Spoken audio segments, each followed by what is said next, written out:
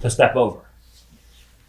If you look at the flip side of this coin, when she goes to extend me left shoulder, like so, now it's a hard thing for me to step over her knee. Because when I go to push the knee down, she just flares the knee out and then connects her knee and her elbow, or takes her hand up to her knee and stops just put your hand here, and stops me from stepping over.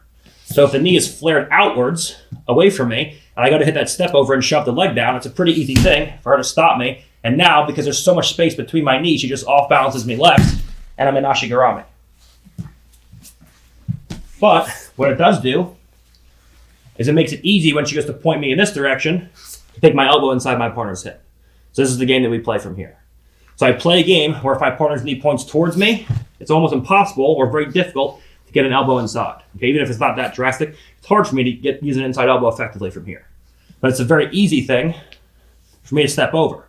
When she goes to stop me from stepping over from here, it's not easy. If, on the other hand, her knee points away from me, now, when I go to step over, the knee flares out. It's hard to step over that knee.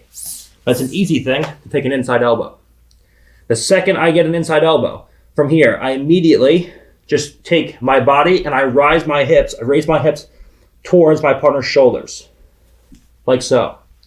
As I do that, I block my partner's ankle with this inside elbow. So my elbow and my thigh connect. So that from here, when I go to take everything forward towards my partner's head, that butterfly hook will slip out or at least below my knee. And that's all I need. Once the butterfly hook is below my knee, I just take my knee and I slide it right across to the hip. Now my partner has no choice but to lock into a 3/4 mount and start to control me from this position. Now, once I'm in this position, we have, again, a variety of different ways to pass. We can go in, if I can get an underhook like so, we can go in and we can pass with an underhook here. We can pass it over under, like so. We can pass a double under, like so. We can use a butterfly hook to start inserting and freeing and passing to either side with leg pommels. I can use a knee slide to come up, and I can knee slide across. When she goes to control me from here, I just shear my leg out and away, and now from here we can either go in, pass the side control. We can start leg riding and control a partner from here with 2 feet behind her legs. She goes to move me around from here. I can pass the side control on the unbelly the opposite side. She goes to move me around from here. I can pass the mount. There's many different ways that we can go from here. Most common one is from here. I can't get any upper body inside position, so we just go through and we fight to get a cross face. And now from here we can flatten our partner out, walk her out and away, and put our pommeling legs in the traditional fashion that we looked at before. There's many different ways to go from here. The best of all is if you can get double underhooks. It's rare that you can do this with good grip fighters, but if I can get double underhooks, she gets to move me around, goes do anything offensive from here. It's just so difficult. Now we can go in and start attacking our partner from various top pins. Okay? So we play with this knee direction dilemma. If my partner's knee points towards me, inside elbows don't make sense, but step overs make a lot of sense. If my partner goes to point their knee away from me and off balance me left shoulder, step overs don't make much sense, but inside elbows make a lot of sense. Where now from here, I take my thigh and my elbow together. She goes to keep a butterfly hook, a sticky butterfly hook above my knee.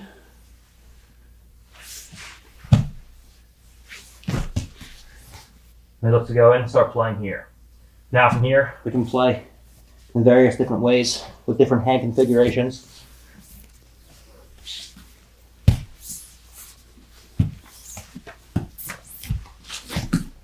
Until we get past the side control on either side or mounted position and ready to get on 2 attacks. All right, so a basic dilemma with our partner's knee position. If the knee points towards us, step overs are easy. If the knee points away from us, inside elbow position is easy, and then we either step over into mount or slide the 3/4 mount first and then work from there.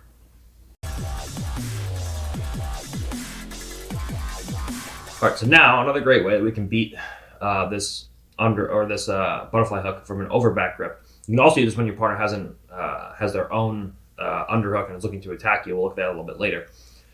Is to hip switch by blocking our partner's hip with the overback grip. and hip switching past their butterfly hook. So when I get to this overback grip, like so, I have the overback grip, and normally I have a hand posted out on the floor like this. Whenever I see my partner is looking to extend me, maybe I get a little bit overextended and I feel like I'm going to lose the position my partner's knees in to come in, a lot of times I'll block my partner's hip with this right hand. So I can do this either proactively or reactively. I can do it proactively when I want to just go in for the pass. I can just pummel my hand inside, and now from here I can take my shoulder down to my partner's hip, or I can do it reactively where I feel like if I don't put my hand in place, my partner's knee's going to come in and she's going to recover. So I physically block the knee from coming in by just putting my fist here on the floor and blocking my partner's knee from coming in.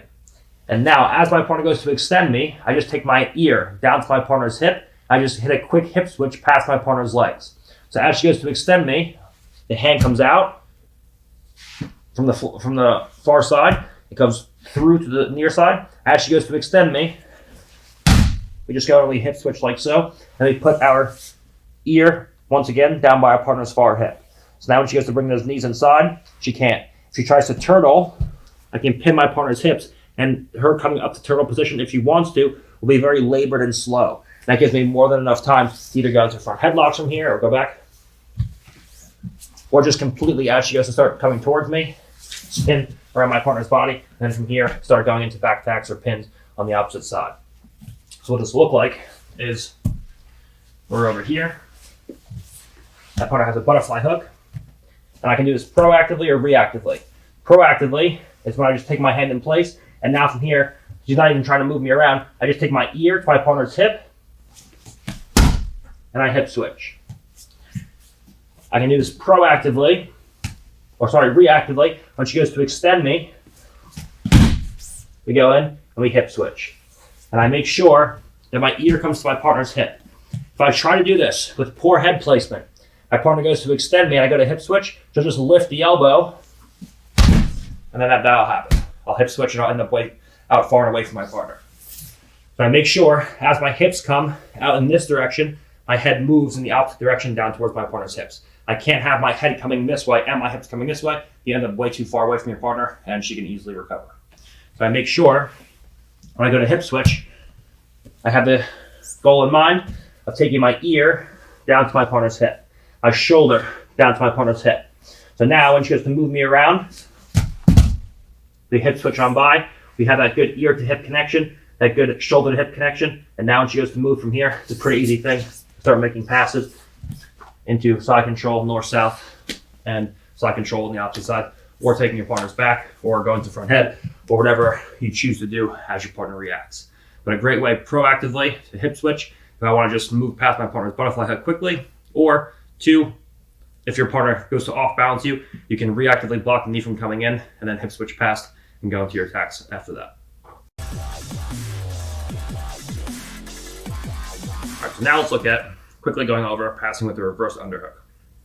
Now, when our partner has our legs trapped in this reverse underhook in a traditional half guard, we can go in, transition to a scoop grip, and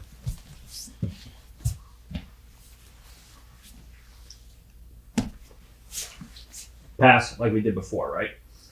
We can go in, take a scoop grip, we can use an inside elbow to start sliding across, and it's pretty easy to start working like we did before. My partner has a butterfly hook in place. Now, my partner can't push me down the body. It's hard for me to switch to a scoop grip. My partner starts off balancing me this way or pushing me down the body, extending me. It's a difficult thing to switch to a scoop grip.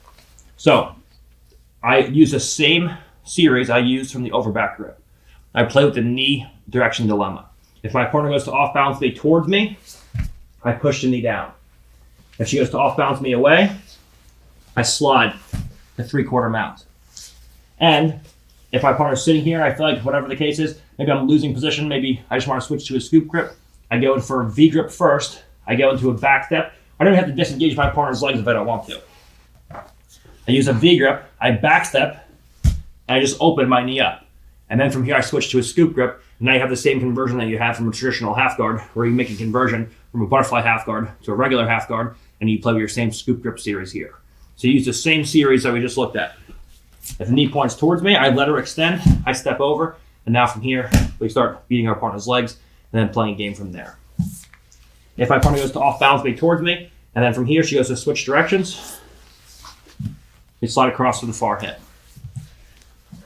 And we can always switch to a V grip, and from here either back step completely and switch to a scoop, or just open up my partner's legs, convert to a scoop, then slide a shin up and across our partner's legs, or our partner's hips rather, and then work to extract our leg or spin the leg and start passing from there.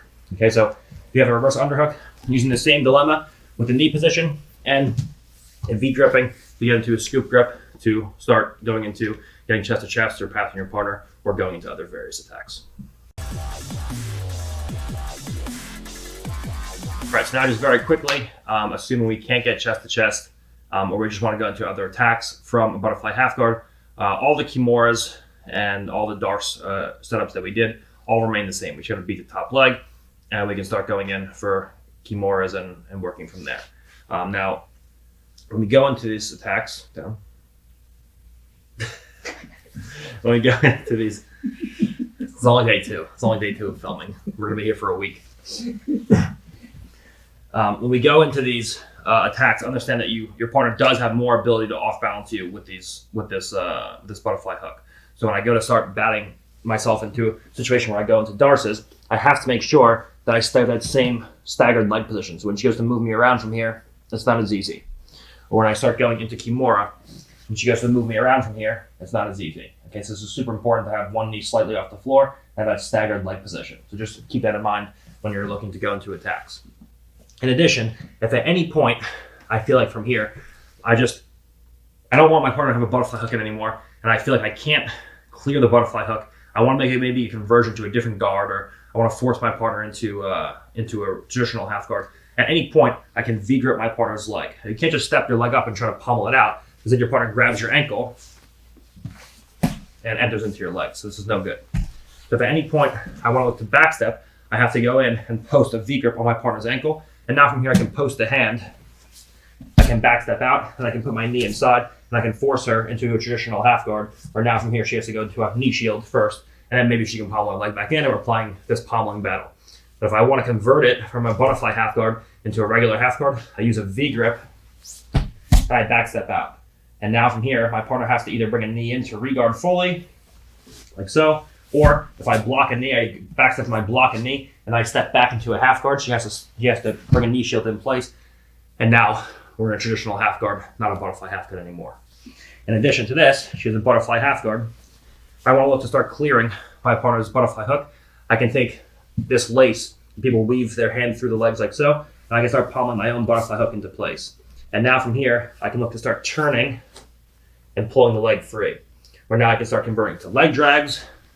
If my partner starts to face me, I can either pass to this side, or I can fall back and start going into attacks with my partner's legs. There's many different things you can do. So I can take my hand through and place it on the floor like so. Now from here, I can either just step a leg up and pull a leg by. Understand that this will, if your partner gets to an ankle, leave you exposed to an ashigarami. Or if you want to make sure your legs are absolutely safe, the first thing I do is I just pommel a butterfly hook in, the same way we did before. And now from here, I take my hand through, and now when I turn my body, she gets to keep that hook in. My leg is safe. She can't expose my leg anymore. And now from here, I'm in the driver's seat where I can go in, start passing this side. I can start casting my leg over and start going into all kinds of different attacks here with my partner's legs.